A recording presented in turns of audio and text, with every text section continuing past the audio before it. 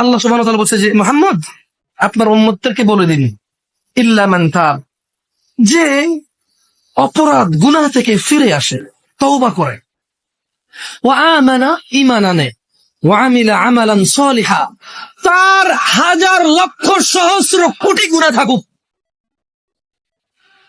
তার গুনাহ আসমানের মেঘমালা পর্যন্ত পৌঁছে যাক, এই পুরো জমিন তার একজনের গুনায় পরিপূর্ণ হয়ে যাক, ওই মহিলার গুনাহ জমিন পূর্ণ হয়ে যাক, ওই পুরুষের গুনাহ জমিন পূর্ণ হয়ে যাক।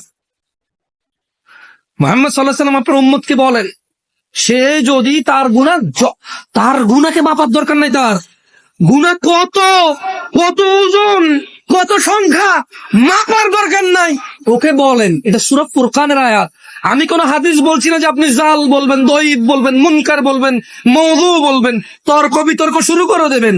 এটা কুরআনুল কারীমের আয়াত, এর অনুবাদ করছি।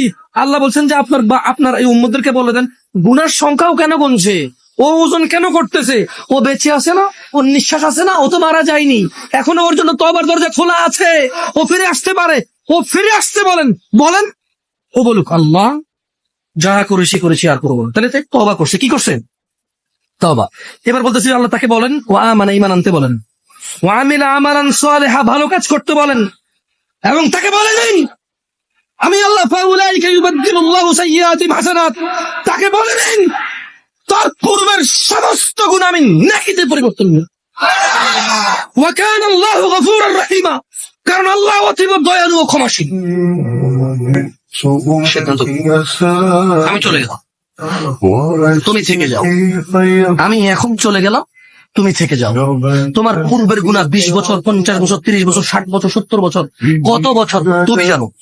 তোমার রব বলেছে ফিরে আসো, যে গুনাহ ফিরে আসো, এগুলো আর করা যাবে। আগের সমস্ত গুনার জন্য এবার ঈমান আনো, ভালো কাজ করো, খারাপ কাজ করো, আগের সব গুনাহকে নেকিতে